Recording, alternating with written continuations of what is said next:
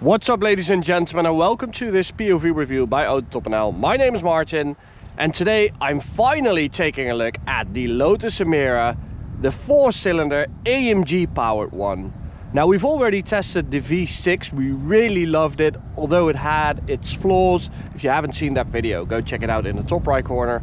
So the V6, of course, is a Toyota engine which got a Lotus supercharger treatment. Now that V6 is always connected to either a 6-speed manual or a 8-speed torque converter automatic. This, however, is connected to always to a dual clutch unit from Mercedes. Of course, the engine is from Mercedes, the gearbox is as well. So it's basically the drivetrain from an A45 AMG, although they have detuned it for this because they wanted it to be below the V6 in terms of performance. And today I'm going to review it, see what it's like. Should you get this or should you get the V6? So since the introduction of the Emira in 2022, they have added some more options for potential buyers. So of course, drivetrain wise, but also the colors. You can now choose between 16 colors, and that was quite limited at launch. And this is one of the later colors. This is dark verdant. It's a dark green and it's absolutely gorgeous. It's quite dirty today. I apologize for that, because when it's completely clean, wow, I really like this color. I think the Emira may be the best looking sports car out there today, in my opinion. I just love it. This one is also equipped with the ultra lightweight wheels, which is an optional extra. Stunning timeless design, beautiful silver wheels. You can choose between either like a touring chassis or a sport chassis. This is equipped with the sport chassis, and then you also get the Cup 2 tires.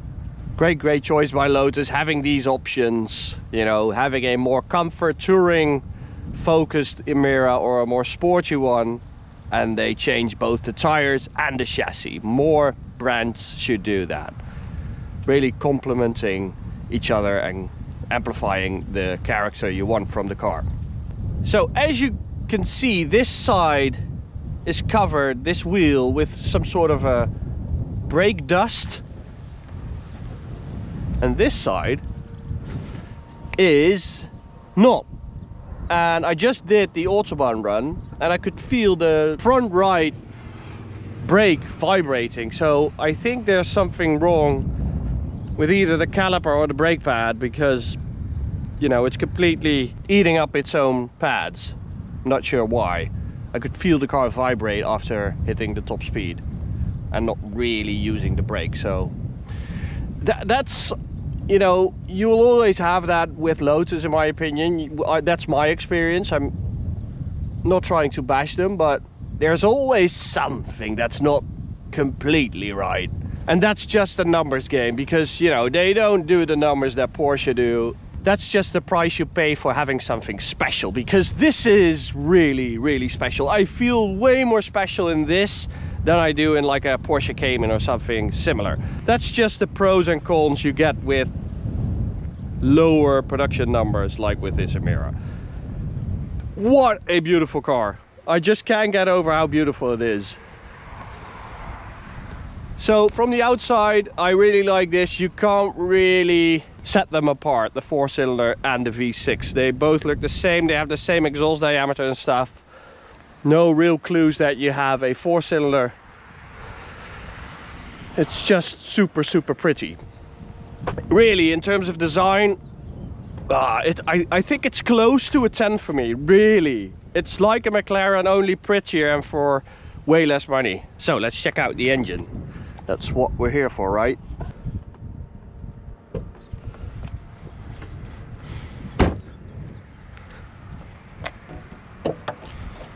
So here we have it.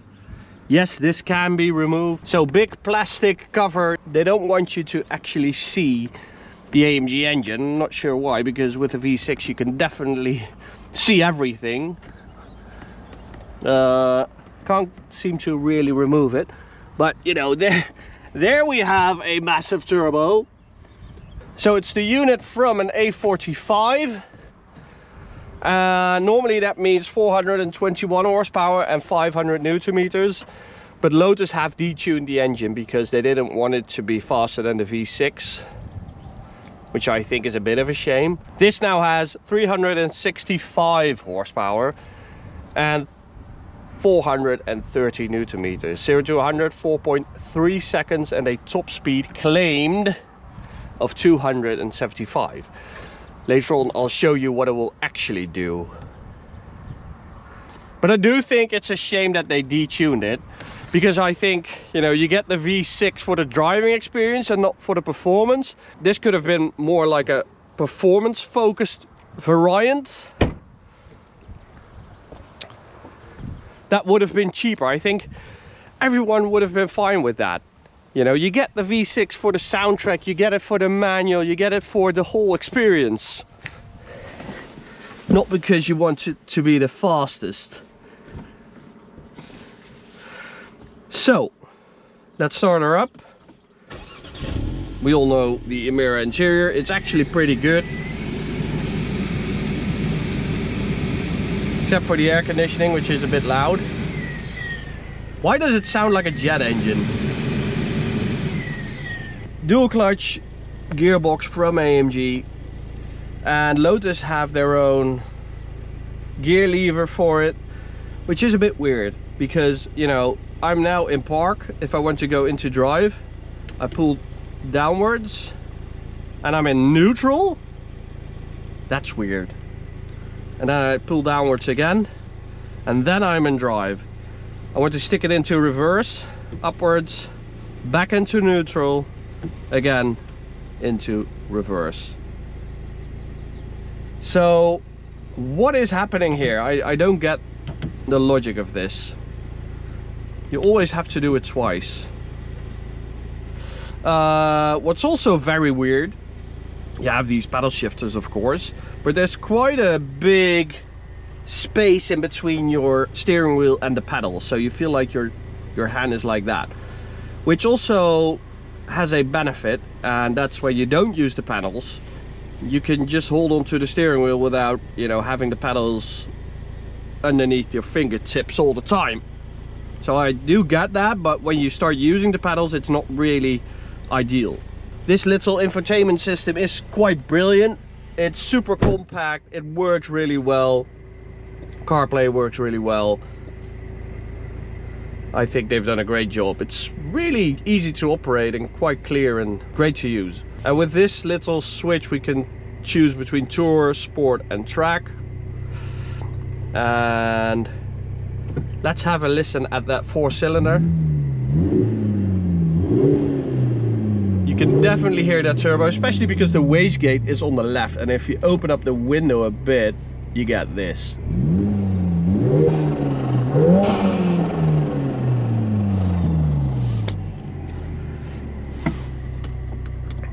Very different experience compared to the V6, definitely. Okay, let's start in Tour. That's quite fun.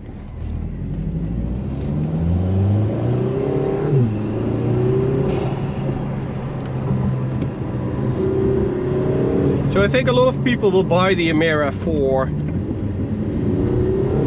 you know, also using it as sort of a GT car.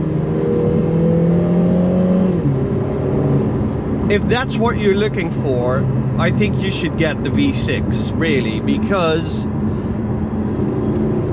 this turbo 4-cylinder, it's very nice and torquey, and if you stick it into drive and just let the gearbox do all the work, it's a very nice drivetrain. But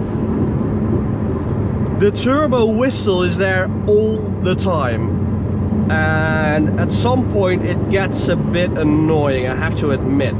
So you get this for its performance and its capability.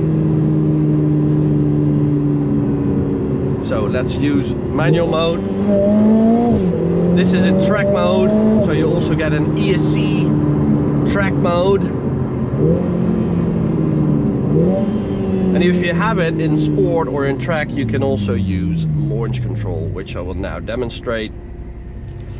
I'll put it into sport so you can check out the speedo right there. Let's turn off ESC like that.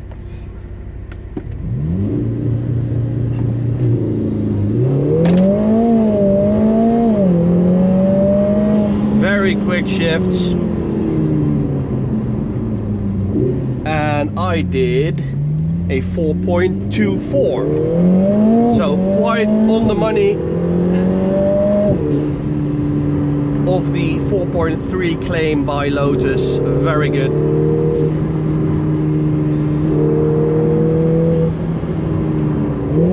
So the gearbox, it lags a bit on the downshift, really. AMG, they don't do the best gearboxes, they never have.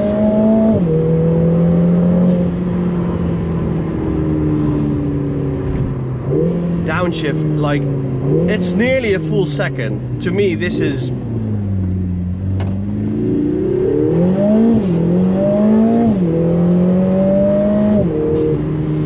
not great. The upshift is also a bit laggy, a bit sticky.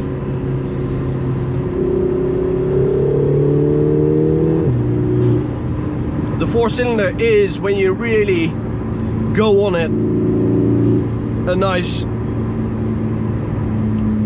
engine.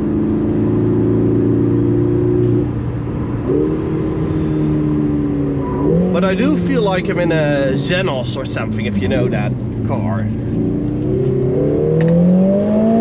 It's a bit of a kid car experience with all the whistles and noises and the 4-cylinder.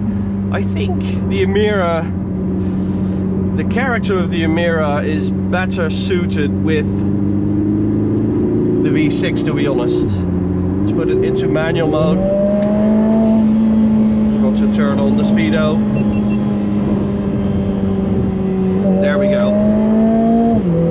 So if you just keep it into auto mode, it's a lot better.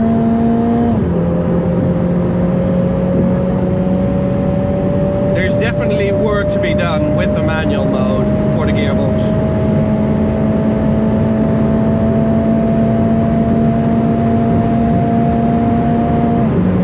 So 100 to 200, a little over 11 seconds, which, you know,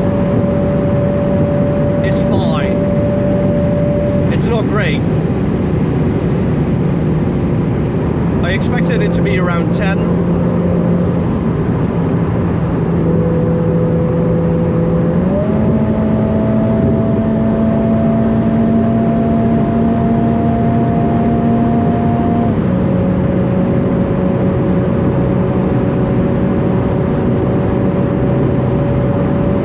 And from here on out, I think it's a bit disappointing. It's not really convincing, the performance. Well, we should bear in mind it's only 365 horsepower, and I think they've made a mistake down tuning this drivetrain, really. The chassis, it can handle so much more, it's so much more capable than 365 horsepower, really.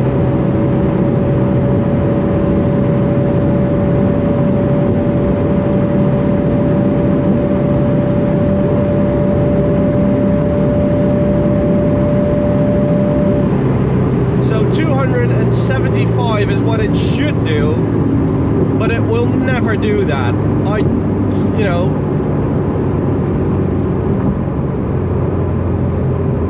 it was completely empty earlier, and it did 265 GPS, and that was it. So now you can hear it vibrating, making all kinds of weird noises, and that's because of that brake caliper or the brake pad that's, you know, not set completely right.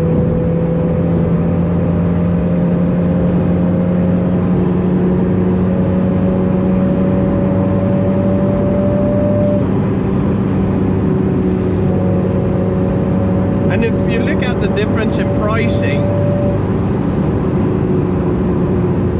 I think it should have been cheaper, this 4-cylinder. Go check out prices for your own country at Lotus website.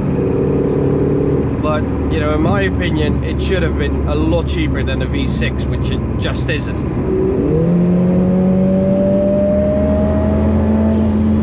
The V6 for me is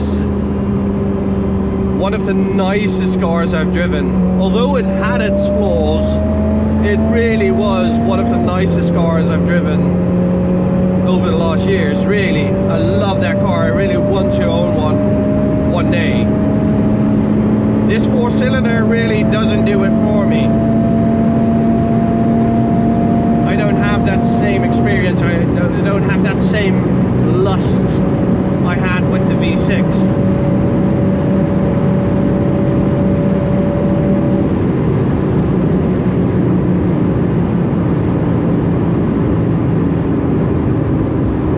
So, in short, should you want an Emira? Yes, definitely. They are amazing cars, amazing. But definitely get that V6. You will regret it if you don't. I'm completely convinced. If you want performance from a car, don't get an Emira. If you want a great, fun, involving car, do get an Emira. But get the V6. Thank you guys for watching. Go subscribe to our channel. Go check out this video or go check out this POV reviews playlist. Thank you guys. Bye.